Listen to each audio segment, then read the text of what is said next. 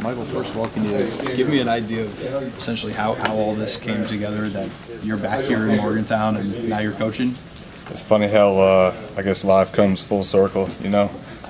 Started out at Kentucky and transferred to West Virginia and ended up back at Kentucky, and here I am back at West Virginia. So, but I think everything worked out for a reason.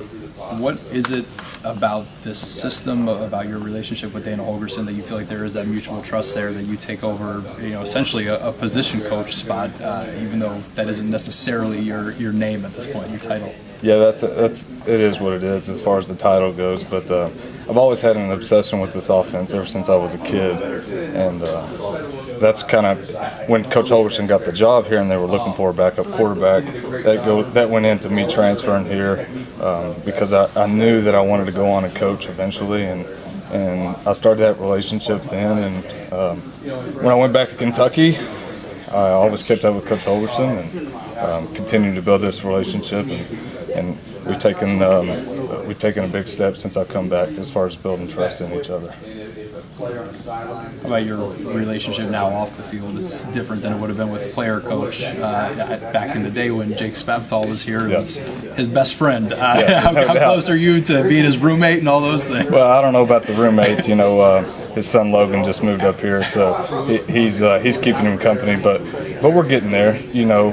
We're still a working relationship, of course. But I'm not on the same level Spav was when he left. But we're getting there. Michael, obviously a lot of GAs don't have the hands-on opportunity you do. Is that something you knew when you came in, and how have you handled that? Well, definitely I had an idea, and that was a big reason I came back. When I was at Kentucky, Coach Dawson got the job, and he called me, and he wanted me to stay and handle a lot of those duties at Kentucky. Neil Brown asked me to come to Troy with him and handle those duties. So that was something I made clear to Coach Holgorsen that I wanted to do when he asked me to come back. I wanted to make sure that was going to happen, and I had a pretty good idea that was going to be the situation.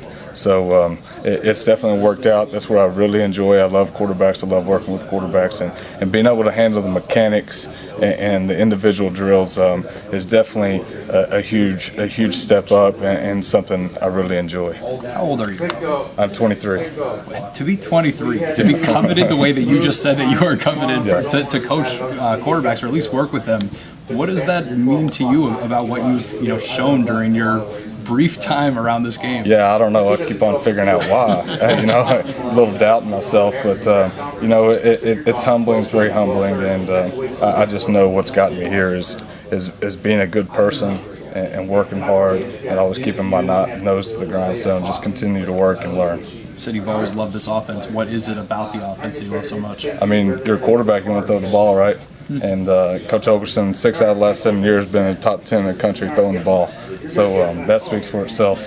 Definitely speaks for itself, and that be associated with him and his name goes a long ways in this coaching profession.